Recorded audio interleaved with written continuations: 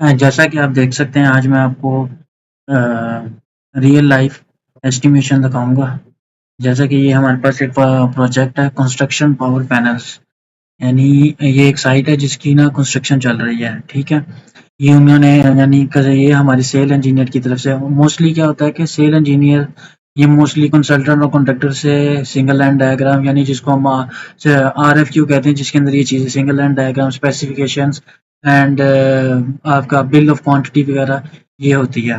ठीक है, ये इस प्रोजेक्ट के लिए सबसे पहले यानी मैं एज एग्जांपल आपको ये बताऊंगा कि हम इन पैनल्स को एस्टिमेट किस तरह करेंगे, यानी शनाइडर की प्रोडक्ट को यूज़ करना है। और मैं आपको ज़्यादातर यही बताऊंगा कि मोस्टली जो शनाइडर की प्रोडक्ट्स के बारे में किस तरह शनाइडर की एस्टिमेशन लो वोल्टेज के लिहाज से किस तरह की जाती है। ठीक है, जैसे कि ये हमारे पास सबसे पहला पैनल है, आप देख सकते हैं इस पैनल को। इसकी पैनल का जो मेन ब्रेकर की रेटिंग है वो 800 एम्पेयर है। पैनल का नाम है कंस्ट्रक्शन पावर मेन पैनल। और दूसरा, ये प्रोजेक्ट जो है ये मुझे एक कस्टमर की तरफ से उसका स्कोप भी आया हुआ है, यानी किसी और कंपनी ने इसको कोट किया हुआ है। ठीक है, मैं ये नहीं बताऊंगा कौन सी कंपनी है, और मैं ये भी नहीं बताऊंगा आपको, क्योंकि ये चीज़ें हमें हाइड करनी पड़ती हैं। ये just as a video purpose के लिए कि रियल लाइफ में एस्टिमेशन को किस तरीके से किया जाता है।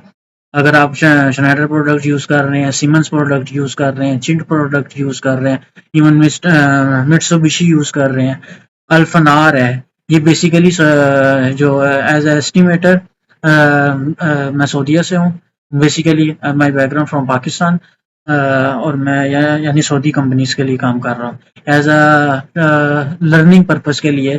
ठीक है, आप मेरे इस LV एस्टिमेशन डिज़ाइन चैनल को सब्सक्राइब कर सकते हैं। ठीक है, और आप कमेंट्स बॉक्स में इसके बारे में इससे रिलेटेड सब चीज़ पूछ भी सकते हैं।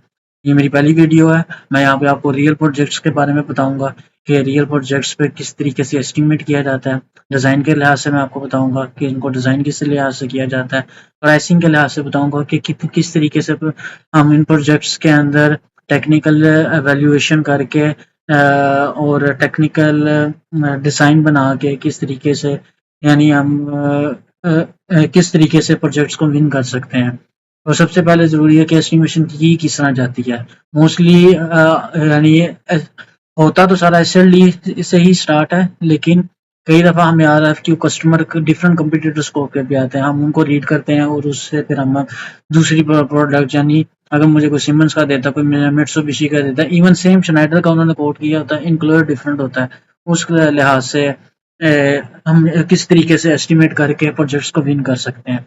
मेरा पर्पज सिर्फ आपको एस्टिमेशन डिज़ाइन रिलेटेड के बारे में और प्राइसिंग के बारे में बताना है, किस तरीके से यानी कि आप एक एक्सेल फाइल को यूज़ करते हुए एक प्रॉपर एस्टिमेट कर सकते हैं।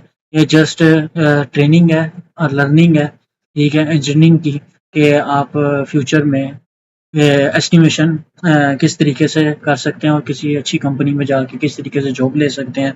ठीक है, मैं इस आहिस्ता आहिस्ता अपनी नई वीडियोस में आपको ये सारी चीज़ें बताऊंगा, और अपनी ईमेल आईडी भी मैं आपको शो करूंगा। ठीक है, कि आप मेरे साथ कांटेक्ट कर सकते हैं, मेरे व्हाट्सएप नंबर पर बात कर सकते हैं, इवन वीडियो में कमेंट करके मुझसे क्वेश्चन कर सकते हैं, मुझसे RFQ ले सकते हैं प्रैक्टिस पर्पस के लिए, मुझसे RFQ शीट्स ले सकते हैं एक्सेल फाइल की, कि आप स्नाइडर की प्रोडक्ट को यूज़ करते हुए किस तरीके से काम कर सकते हैं।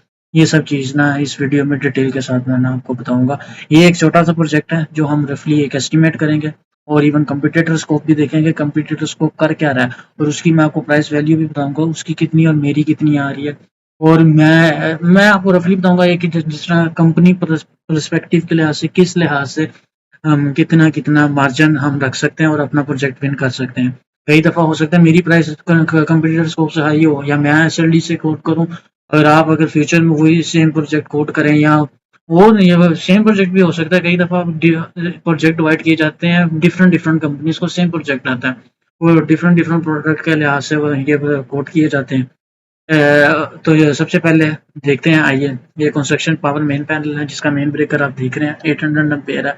400 एम्पेयर के 4 पोल के उसके 5 ब्रेकर है। ये केबल साइज मेंशन है उनका। ठीक है, आइए हम इसको एक्सेल फाइल में देखते हैं किस तरीके से करते हैं। ये मेरी एक्सेल फाइल है। ये परफॉर्म यानी यहाँ पे मैं इसका कोटेशन नंबर 404 नंबर रखा हुआ है। जनरल प्रोजेक्ट के नाम से मैंने इसको ये रखा हुआ है, ठीक है। आप ये देख सकते हैं मैंने इस पैनल का नाम MDP 800 एम्पेयर रखा है क्योंकि मेरे पास कंपटीटर स्कोप है। आप उसमें देख सकते हैं सेम कंपटीटर स्कोप ने MDP 800 दिया। ये कस्टमर की SLD मुझे सेल इंजीनियर की तरफ से मिली है। तो उसमें भी आप देख सकते हैं उसका नाम है construction main power main panel, लेकिन पैनल यही है 800 एम्पेयर और 400 एम्पेयर के 4 ब्रेकर है। आइए हम सिलेक्शन करते हैं, जैसे कि यहाँ पे मैं आपको पहले बता देता हूँ। एक मिनट, ये मेरी कैटलॉग्स है, ये आप देख सकते हैं। इधर से हम ब्रेकर की मेन ब्रेकर, मैं यहाँ पे मेन ब्रेकर MCC भी ले रहा हूँ जिसमें कस्टमर ने मेन ब्रेकर MCC भी लिया। आप देख सकते हैं ये स्नाइडर का मेन MCC भी है। सेम रेफरेंस हम डालते हैं अपनी एक्सेल फाइल में, जैसे कि रेफरेंस है C0800F42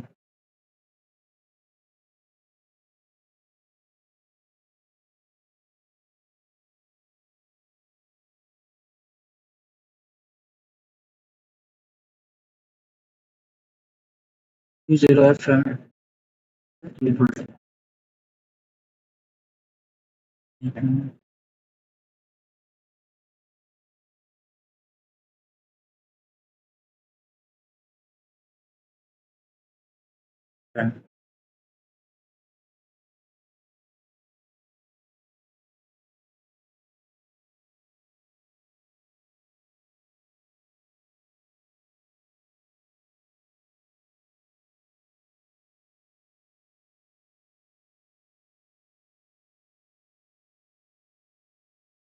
SLD में आप देखें 800 एम्पेयर का ब्रेकर मांगा है। ये मैंने कैटलॉग ओपन किया। अब यहाँ से हम इसकी सिलेक्शन करेंगे। मैं यहाँ पे एज पर कंपटीटर्स को सेम ब्रेकर, ये आप मैं कैटलॉग से दिखा रहा हूँ। रन कनेक्टेड विद माइक्रोलॉजिक 2 ये स्नाइडर का ब्रेकर है MCCB कैटेगरी का, यानी MCCB कैटेगरी जो 800 से लेके 6900 एम्पेयर तक आती है। यहाँ से मैं इसका ये रेफरेंस लूँगा। सेम कंपटीटर ने आप देख सकते हैं पिक्चर में यही लिया हुआ है। हम सेम इसको अपनी फाइल में ऐड करेंगे C080 FM, ये 4 पोल का मेन ब्रेकर लिया हुआ है, ठीक है। अब हम देखेंगे अपनी आउटगोइंग में कस्टमर की SLD में कितने ब्रेकर उसने मांगे हैं। 5 ब्रेकर मांगे हैं 400 एम्पेयर के 4 पोल। सेम हम ये मैंने NSX की कैटलॉग खोली है, मुझे रेफरेंस याद है इसलिए मेरे लिए ये इजी है। मैं आपको जस्ट ये बता देता हूँ कि स्नाइडर की कैटलॉग में ये रेफरेंस किधर पड़ा हुआ है।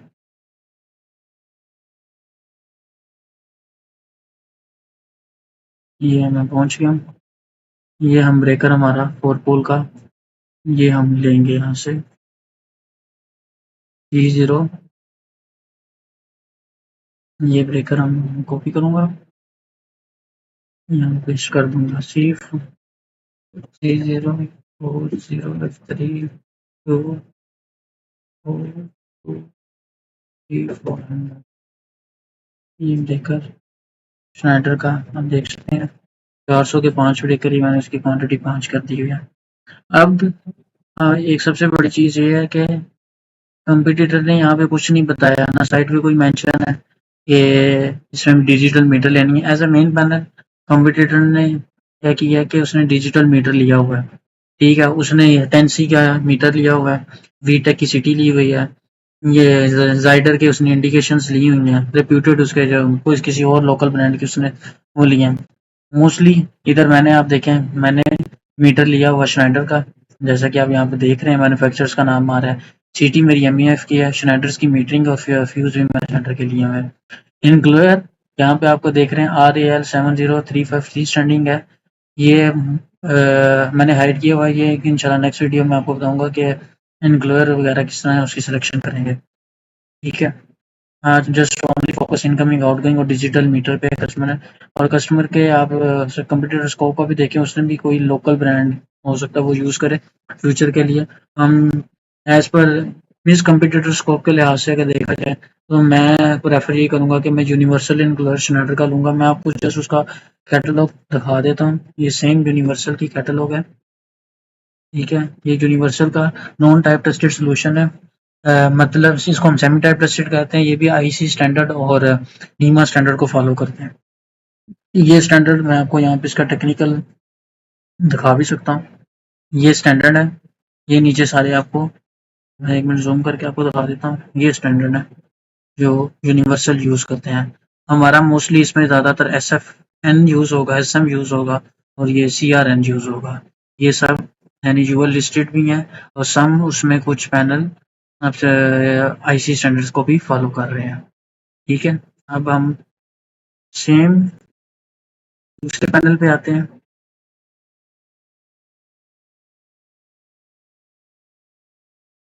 कंपटीटर स्कोप ने दूसरे पैनल का नाम एमडीबी 400 रखा हुआ है। आप देख सकते हैं कि एसएलडी में दूसरा पैनल दूसरा पैनल एमडीबी एफएफ मेज़ानीन, ठीक है, MDB GF mezzanine, MDB RF mezzanine, RF 01, MDB FF 01, MDB GF 01। ये टिपिकल 5 पैनल हैं। उसने जस्ट एक जनरली नाम लिया है इन सब पैनल्स का और उसमें आप देख सकते हैं 400 का मेन ब्रेकर है और 250 एम्पेयर के 1 2 3 4 5 6 7 8 ब्रेकर है और ये सेम हर पैनल में इसी तरह 8 ब्रेकर है। और आप ये भी देख सकते हैं कंप्यूटर स्कोप में क्वांटिटी ऑफ पैनल भी शो हो रही है। ठीक है, अब हम 400 का ब्रेकर डालेंगे। सेम मैं सेम यही ब्रेकर कॉपी करूंगा क्योंकि ब्रेकर की रेटिंग और ब्रेकर के पोल वगैरह सेम है। ठीक है, अब 250 के ब्रेकर के लिए वापस मैं NS6 की कैटलॉग में जाऊंगा और यहाँ पे C25 के नाम से एक रेफरेंस सर्च करूंगा F4 और ये मुझे उस रेफरेंस पे ले जाएगा। कैटलॉग्स वगैरह भी मैं आपको शेयर कर सकता हूँ। ठीक है, मेरे पास न्यू कैटलॉग्स भी हैं क्योंकि मैं बेसिकली स्नाइडर की कैटलॉग्स यूज़ करके स्नाइडर के प्रोडक्ट पे काम करता हूँ और ये सेम रेफरेंस है। हम ये यहाँ पे सेम रेफरेंस कॉपी करेंगे। सॉरी, ये रेफरेंस नहीं है, ये नीचे मैंने जहाँ पे एरो में शो कर रहा हूँ ये सेम रेफरेंस है C25F4TM250। यहाँ पे ये हम यहाँ पे डालेंगे C25F4TM250 C। इधर सी है, आप कैटलॉग में देखेंगे सी नहीं है। ठीक है, सी इन्होंने यहाँ पे नहीं लगाया हुआ, लेकिन हम सी लगाएंगे तो सेम रेफरेंस उठा लेगा। अब आपको ये थोड़ा सा ताज्जुब होगा कि ये प्राइस और ये स्नाइडर का नाम और ये प्राइस और उसकी वैल्यू ये कहाँ से आ रही है। ये मेरे पास आप नीचे देख सकते हैं, प्राइस लिस्ट 2026 स्नाइडर की मैंने ओपन की हुई है।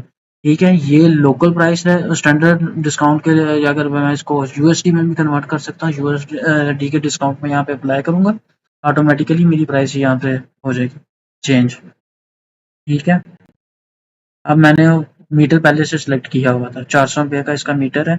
मैं जस्ट आपको ब्रेकर इनकमिंग आउटगोइंग की बता रहा हूँ। ये सेम मीटर मैंने यूज़ किया है। ठीक है, और सिटी मैंने 400 की यूज़ की हुई है। ठीक है, आगे इंडिकेशन आपको नज़र आ रही है, रेड येलो ब्लू।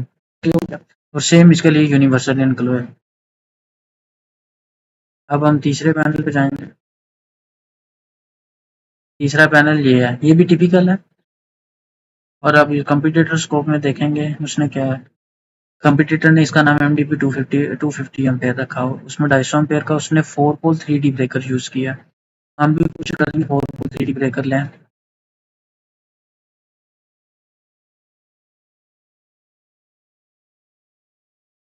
एक और बात याद रखिएगा, ये जो स्नाइडर के 4 पोल 3D ब्रेकर है इसका मतलब ये है कि 4 पोल है। ठीक है, 3 पोल को वो प्रोटेक्शन दे रहा है, 3D की वजह से वो उसको प्रोटेक्शन नहीं देगा ये ब्रेकर। ठीक है, और लेकिन ये प्राइस कंसर्न के लिए किया जाता है। न्यूट्रल आप उसमें से गुजर तो जाएगी लेकिन न्यूट्रल को प्रोटेक्ट नहीं करेगा ब्रेकर। अगर आप चाहते हैं कि वैसे मैं कोशिश यही करूंगा कि मैं यहाँ पे आपको 4 पोल 4D, हम न्यूट्रल को भी प्रोटेक्ट करेंगे, हमसे वही ब्रेकर यूज करेंगे। मैं 4 पोल 4D ले रहा हूँ अपनी कोटेशन।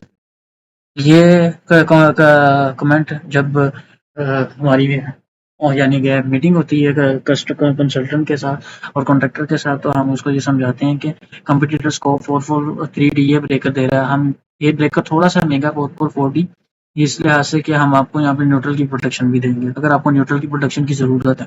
अदरवाइज हम भी आपको सेम कॉपी करके दे सकते हैं। अब मैं नीचे ब्रेकर काउंट करूंगा, 125 के इसमें 5 ब्रेकर हैं, 20 एम्पेयर के। अब इसमें मैं क्या करूंगा, 125 के MCC भी 5 ब्रेकर लूंगा और 20 एम्पेयर के 89 के, यानी 89 जिसको हम एमसीबी मोल्डेड के मिनिएचर सर्किट ब्रेकर कहते हैं, वो लेंगे, और 5 हम एमसीसीबी मोल्डेड के सर्किट ब्रेकर लेंगे, और मेन इनकम मोल्डेड केस लेंगे। सेम मैंने मोल्डेड केस लिया हुआ है, मैं इसी को कॉपी करूंगा। माई एक्सपर्टीज, मुझे रेफरेंस ये सारे में जुबानी याद है, इस वजह से मैं इनको चेंज आसानी से कर रहा हूँ। ये आप कैटलॉग से देख सकते हैं। 5 मैं ये लूंगा, और 9F4420, सॉरी मैंने 4 पोल ले लिया, 2 पोल का। ये हमारा मेरा ब्रेकर आ गया। सेम मैंने 250 की एमईएफ की मीटर लिया। ये कंपटीटर स्कोप मैं आपको दिखा साथ से भी दिखा देता हूँ। सेम उसने ये लिया हुआ है 250 की मीटरिंग, ये डिजिटल मीटर वगैरह ये लिया हुआ है। और उसने भी सेम मोल्डर के श्नाइडर का ब्रेकर लिया, 89 का ब्रेकर, एन टाइप रखा, 10 के ब्रेकिंग कैपेसिटी का। क्योंकि इस पैनल मोस्टली यहाँ पे आपका क्वेश्चन हो सकता है कि आप ब्रेकर की सिलेक्शन तो सेम कंप्यूटर स्कोप के लिहाज से कर रहे हैं, लेकिन आप हमें ये नहीं बता रहे कि पैनल की ब्रेकिंग कैपेसिटी कितनी होगी। पहले सबसे पहली बात है, आप एसएलडी में देखें, यहाँ पे किसी भी पैनल्स के ऊपर यानी कि क्लाइंट की तरफ से कोई ब्रेकिंग कैपेसिटी मेंशन नहीं है, इसलिए हम रैंडम सिलेक्शन कर रहे हैं सेम कंपटीटर स्कोप को फॉलो करते हुए। लेकिन 4 पोल 4D और 4 पोल 3D का डिफरेंस मैं रख रहा हूँ, क्योंकि मैं अपने कस्टमर को कन्विंस करना चाहता हूँ। मैं आपको as a breaker fully production दे रहा हूँ। कस्टमर ने ये थोड़ी सी मिस्टेक की है, 4 पोल 3D ब्रेकर लिया है, कई जगह एमसीसीबी मोल्डेड के सर्किट ब्रेकर, और मैं सेम ब्रेकर वही ले रहा हूँ स्नाइडर का ही, लेकिन मैं आपको 4 पोल के साथ प्रोटेक्शन भी दे रहा हूँ, क्योंकि हमारी केबल भी 4 कोर चल रहा है, 4 कोर के हिसाब से चल रही है, वो आप देख रहे हैं। नीचे केबल साइज 4 है, एसएमडीबी के नाम से। असल आप एसएलडीबी लिखेंगे, ये पैनल नहीं है। और जो पिछला पैनल जो एमडीबी 250 के नाम से किया है, ये उन्होंने सारे टिपिकल हैं सारे, इनकी क्वांटिटी में कंपटीटर स्कोप ने मेंशन की हुई है। मैं आपको दिखा देता हूँ पिछला पैनल, 20 पैनल है, ठीक है। एमडीबी 250 एम्पेयर के हमारे पास 20 पैनल है। अब ये पैनल, अब आप कह सकते हैं एसएलडी में नहीं है, लेकिन कंपटीटर स्कोप ने फॉलो किया। हो सकता है कंसल्टेंट ने या कॉन्ट्रैक्टर ने, और जो उनका सेल इंजीनियर उनसे जो आरएफक्यू लेके आया, उन्होंने ये पैनल की ड्राइंग दी है। अब ये मेरे पास नहीं है। अब एज अ एस्टिमेटर, ये एक अच्छा पॉइंट है कि मेरे पास कंपटीटर स्कोप था, ठीक है, एसएलडी नहीं थी, लेकिन मैं अपने सेल इंजीनियर को ये बताऊंगा कि ठीक है, हम सेम पैनल ये आपको देंगे जिस तरह उन्होंने कोड किया हुआ, हम सेम उसको फॉलो करेंगे और अपनी एस्टिमेशन फाइल में कोड करेंगे। सेम एसएमडीपी पैनल, ठीक है, इसको मैंने डिस्बो एक्टिन एंड डिस्बो श्नाइडर का बनाया हुआ है। ये एक रेडीमेड पैनल है, मैं आपको ये भी दिखा देता हूँ। ये रेडीमेड पैनल है एक्टिन एंड डिस्बो, ठीक है, ये श्नाइडर की कैटलॉग है। ये रेडीमेड पैनल है। इसमें सिर्फ क्या होता है कि हमें एक श्नाइडर की तरफ से रेडीमेड आता है, ठीक है। हमने क्या करना है, एक्टिन एंड ब्रेकर सिर्फ यहाँ पे इंस्टॉल करने होते हैं। ये ब्रेकर लगाया आता है, ठीक है। ये मैंने, ठीक है, हम यहाँ मैंने जस्ट एक, क्योंकि ब्रेकर लगाया आता है, इस वजह से क्या होगा कि हम ब्रेकर सिर्फ एज अ कस्टमर को दिखाने के लिए शो कराएंगे। यहाँ पे मैंने 200 एम्पेयर का ब्रेकर लिया हुआ है, कंपटीटर स्कोप ने भी 200 का ब्रेकर लिया हुआ है, डिस्बो उन्होंने सेलेक्ट किया, ठीक है। अब मैं नीचे यहाँ पे, उसने एक और चीज़, उसने एमसीसी भी नहीं ली, उसने यहाँ पे आरसीबीओ ली है। ये श्नाइडर के आरसीबीओ की मैं आपको यहाँ पे डाटा शीट दिखा देता हूँ।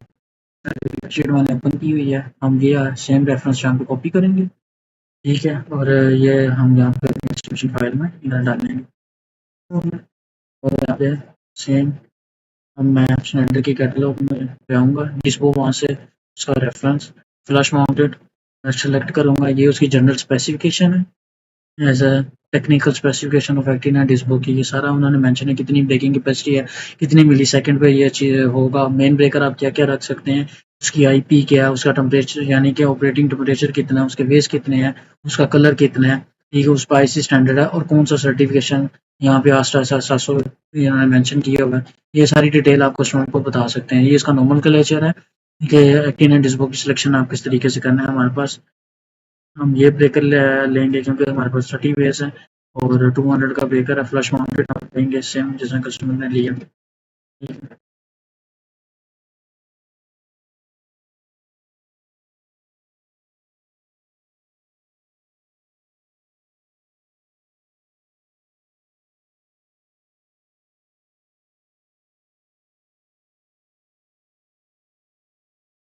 तो आप देख सकते हैं कि और इसकी सबसे पहले मैं आपको तो बता देता हूँ।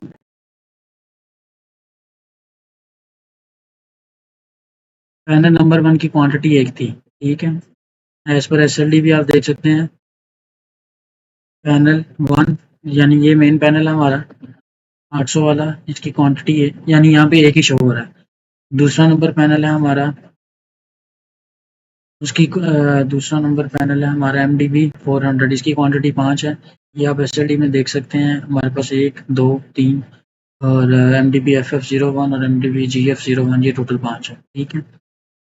उसके बाद हम तीसरा नंबर पैनल देखेंगे, MDB 255। ये MDB 255 टोटल हमारे यहाँ पे 20 पैनल्स हैं, ठीक है। उन्होंने एक पैनल को थोड़ा सा बड़ा करके दिखाया हुआ कि ये आसानी के लिए कि आप यहाँ से ब्रेकर की सिलेक्शन कर सकते हैं, क्योंकि टिपिकल है सारे कंस्ट्रक्शन पैनल, पावर पैनल है, हो सकता है टिपिकल साइट, यानी कि टिपिकल साइट का मतलब मेरा कहने का मकसद ये है कि साइट एक ही है, उस पर पैनल जो इंस्टॉल है वहाँ पे टिपिकल उनका लोड है, जिस वजह से इन्होंने ये टिपिकल रखा हुआ है अपनी एसएलडी में। और कंप्यूटर स्कोप ने भी टिपिकल कोड किया हुआ है, जैसा कि आप देख रहे हैं। और ये लास्ट पैनल हमारी एसएलडी में नहीं था, लेकिन कंप्यूटर स्कोप ने कोड किया था, हमने सेम उसको कोड कर दिया। तो आप ये देख सकते हैं कि मैंने सारा इसको एस्टिमेट कर दिया हुआ है, ठीक है। मेरी प्राइस आप राइट साइड पे देख सकते हैं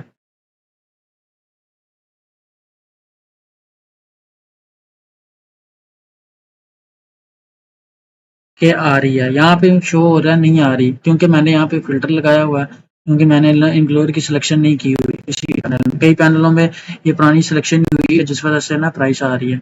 एज पर प्राइस कंसर्न मैं आपको ये भी खोल के दिखा देता हूँ कि किस तरीके से इम्प्लॉयर की सिलेक्शन, लेकिन मैं ये नहीं बता रहा इम्प्लॉयर किस तरह सेलेक्ट करने हैं, ये एक रैंडमली मैंने यहाँ पे कोई यूनिवर्सल का मैं आपको दिखा देता हूँ। यहाँ पे हम, क्योंकि ज़रूरत तो हमारी SF है, मैं सिर्फ यहाँ से करके अपनी प्राइस को कंप्लीट कर लेते हैं, ताकि ना आपको एक जस्ट NSYS यहाँ पे मुझे ये साइज चाहिए होगा, सॉरी मैं माउंटिंग प्लेट के साथ ही ले लेता हूँ, फिलहाल ज़रूरत तो यही है, माउंटिंग प्लेट के साथ ही लेना चाहिए, ठीक है। मैं अपनी प्राइस को सिर्फ पूरा करके बताना चाहता हूँ कि कितनी है। बस, और मैंने रैंडम यानी ये मैंने इसकी एक पहले से किया हुआ था, मैं जस्ट समझाने के लिए आपको बता रहा था कि incoming outgoing digital meter as estimation file में किस तरीके से सिलेक्ट करते हैं, आप ये चेक कर सकते हैं। सबसे पहले ये कवर लेटर है, मैंने एक बनाया कवर लेटर, इस पे डेट मेंशन है, कंपनी का नाम मेंशन है, मिस्टर बिलाल हैं जिनको मैं ये सेंड करूँगा, ठीक है। जर्नल प्रोजेक्ट का मैं, क्योंकि प्रोजेक्ट का नाम कोई नहीं था, इसलिए मैंने जर्नल, ये मेरे आगे टर्म्स एंड कंडीशन है, टोटल अमाउंट इसमें एक्स फैक्ट्री जो साइट मेरी साइट रियाद की है, ठीक है। इतने यानी ये वीक्स की डिलीवरी मेंशन है, 50% ऑर्डर पे है, वैलिडिटी इस एस्टिमेशन की 50 डेज होगी, ठीक है। आप 50% है आफ्टर इंस्पेक्शन इन ओवर फैक्ट्री। तो ये जनरल एक हम एक शीट पे मेन पॉइंट्स मेंशन होते हैं, यानी टोटल अमाउंट कितनी है, डिलीवरी कितनी है, टाइम ऑफ डिलीवरी कितना है, पेमेंट कितनी है, वैलिडिटी कितनी है, ठीक है।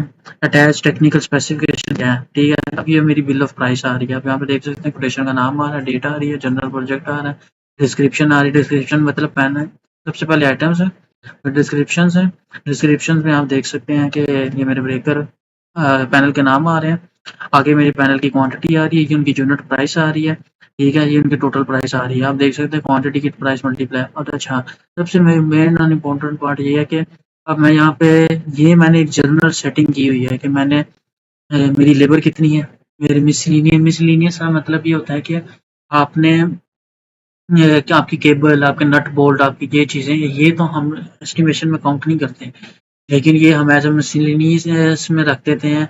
और हर कंपनी का अपना फैक्टर होता है कि कितनी परसेंट लेबर रखनी है, प्रोजेक्ट की सिचुएशन कितनी है और प्रोजेक्ट की वैल्यू मेरे पास कितनी आई है, कंपटीटर स्कोप पे अगर एक रैंडम कई दफ़ा सिविल इंजीनियर हमें बता रहा था कि 3 लाख का प्रोजेक्ट है, 4 लाख का प्रोजेक्ट है, तो आपने उसके लिहाज से फिर हम अपने मैनेजर्स और सेल्स मैनेजर के साथ डिस्कशन करते हैं कि हम इस वैल्यूज़ को कितना रखें कि हम मैक्सिमम। अब ये नहीं है कि अब कस्टमर ने 3 लाख दिया है तो मैं भी 3 लाख ही दूँ, मैं हो सकता है 3,20,000 दूँ, मैं 3,40,000 दूँ या 3,50,000 दूँ। अब उसमें कई ऐसे फीचर्स हैं जो उनकी कंपनी अचीव नहीं कर सकती, उनकी कंपनी उनको स्नाइडर का टाइप टेस्ट सर्टिफिकेट ही ना हो, हमारे पास हो। हम आपको सारी सहूलियात देंगे, हम आपको टेस्टिंग कमीशनिंग का इतना देंगे, आपको करके देंगे, आपको टाइप टेस्ट सर्टिफिकेट देंगे, हमारी company type test certificate Schneider से सर्टिफाइड है। ये चीज़ें फीचर मैटर करती हैं। ओवरहेड इसमें अब ये देखना होता है कि कितना मटेरियल हम चेक करेंगे लोकल मार्केट में, क्योंकि मैंने ये लोकल में कोट किया है, चेक करेंगे लोकल मार्केट में अवेलेबल है, अगर नहीं अवेलेबल है तो मैं ये जब प्रोजेक्ट की जब आपको अवार्ड हो जाता है फिर ये चीज़ें देखी जाती है, लेकिन हम ये सेफ्टी फैक्टर एक डालते हैं ओवरहेड का भी ना, कि ये मटेरियल अवेलेबल है या नहीं, हमारे पास स्टॉक में पड़ा है या स्नाइडर का यहाँ से मिल जाएगा या आउट ऑफ कंट्री जाना पड़ेगा, यानी KSA से बाहर हमें जो अप्रोच करना पड़ेगा। अमूमन ये ओवरहेड हम बड़े प्रोजेक्ट्स में किया जाता है, छोटे प्रोजेक्ट्स में मटेरियल की अवेलेबिलिटी होती है। और लास्ट हमारा प्रॉफिट मार्जिन कितना है, मैं जनरली आपको सेट करके था, मैं इस प्रोजेक्ट के लिए 5% लेबर रखूंगा, ठीक है। मिसकेलेनियस मेरी 2% होगी, क्योंकि ये इतना वो नहीं है, टेक्निकल प्रोजेक्ट नहीं है, सिंपल सिंपल ब्रेकर है और ज़्यादा इतना नहीं। और ओवरहेड भी मैं अपने हिसाब से सेफ्टी फैक्टर के हिसाब से 2% कर दूंगा और अपना प्रॉफिट मैं यहाँ पे 15% लेके चलूँगा। आप देख सकते हैं मेरा टोटल सम कितना आ रहा है, मैंने 24% रखा हुआ है इस प्रोजेक्ट का, ठीक है। आप देखेंगे यहाँ पे प्राइस ऑटोमेटिकली चेंज होगी। सबसे बड़ी इंपॉर्टेंट बात, एक तो ये तो मैंने लगा लिया। अब मैं यूजुअली अपनी प्राइस लिस्ट में ये भी आपको दिखाऊंगा कि मैंने कितना कितना एडिशनल डिस्काउंट लगाया हुआ है। आप देख सकते हैं कि जैसे मैंने पावर ACP स्नाइडर पे 50% है, 60%।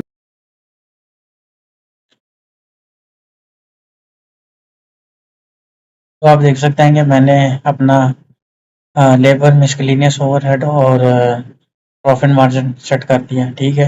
ये सब मल्टीप्लाई होके ये मेरी आपको टोटल प्राइस शो हो रही है, ये मेरी टोटल मटेरियल कॉस्ट है, ठीक है। ये मेरी अमाउंट आ रही है, ठीक है।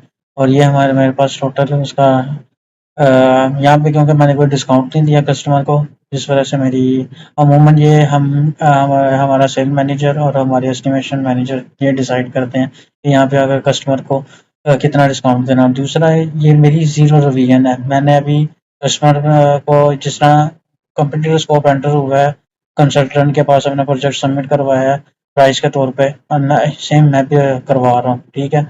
उसके लिहाज से 15% वैट रखा हुआ है, ये मेरी प्राइस आ रही है। ये मैंने अभी चेंज नहीं किया, ये चेंज कर सकता हूँ प्रोजेक्ट के लिहाज से, यानी ये रिटर्न अमाउंट है, ये चेंज की जा सकती है, सॉरी, एज पर दिस।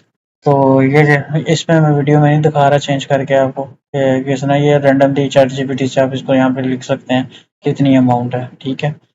और होप मैं उम्मीद करता हूँ कि आपको ये प्रोजेक्ट का थोड़ा सा समझ आया होगा। और दूसरा, ये मेरी पहली वीडियो थी एज अ प्रोजेक्ट एस्टिमेटर, ठीक है। मैं KSA में एक अच्छी कंपनी में काम करता हूँ थ्रू स्नाइडर प्रोडक्ट यूज़ करते हुए।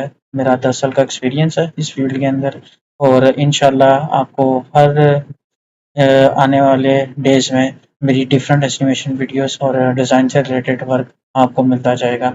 RFQ और आप मुझसे RFQ मांग सकते हैं कस्टमर के लिए फॉर प्रैक्टिस के तौर पे, एस्टिमेशंस की कोटेशंस फाइल मांग सकते हैं काम करने के लिए। ये फ्री ऑफ कॉस्ट तो नहीं होंगी, इनके पैसे लिए जाएंगे, लेकिन शुरू में डिफरेंट समझने के लिए मैं आपको फ्री ऑफ कॉस्ट भी दे सकता हूँ, ठीक है। और उम्मीद करता हूँ कि आपको मेरी इस वीडियो से थोड़ा बहुत समझ भी आया होगा, और उम्मीद करता हूँ कि आप मुझे कमेंट में सजेशन दें कि आप थोड़ा सा मज़ीद अपने आप को इम्प्रूव करके, यानी एक्सप्लेनेशन को बता सकते हैं, कर सकते हैं। जहाँ पे आपको कोई मसला आप मुझसे पूछ सकते हैं, ठीक है। Please subscribe and share my videos, and this is I am saying to you, okay. अल्लाह हाफिज़।